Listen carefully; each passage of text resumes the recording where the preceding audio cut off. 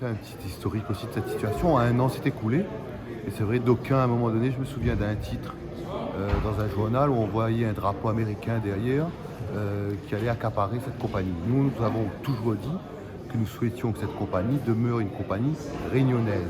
Et c'est l'objectif que nous nous sommes assignés. Avec un deuxième objectif qui est de restructurer la dette, parce qu'il nous appartient en effet de régler de manière pérenne une situation compliquée. Donc nous sommes tout autant confiants face à cette situation. Pour ce qui a été voté aujourd'hui, de manière très précise, c'est que nous sommes sur une restructuration du capital de la compagnie avec une participation à hauteur de 25 millions d'euros de la CEMATRA et 25 millions d'euros des investisseurs réunionnais.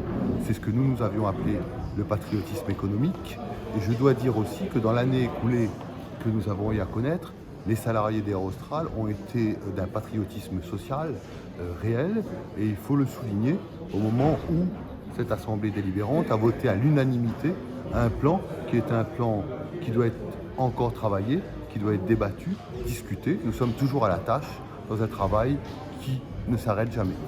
Moi, je n'envisage pas les choses de manière comme c'est présenté, c'est-à-dire que je considère que nous, on doit trouver des solutions pérennes à une entreprise privée. Cette solution pérenne à une entreprise privée, elle passe par deux choses, à mon sens. C'est qu'il appartenait à des investisseurs réunionnais de reprendre le gouvernail de cette compagnie, déjà parce que c'est la loi, et deuxièmement parce que les investisseurs savent, en effet, c'est leur métier, des chefs d'entreprise, donc ils savent gérer des entreprises. Ça, c'était la première réflexion que nous avions, Chambre régionale des comptes et tout ce qui va avec.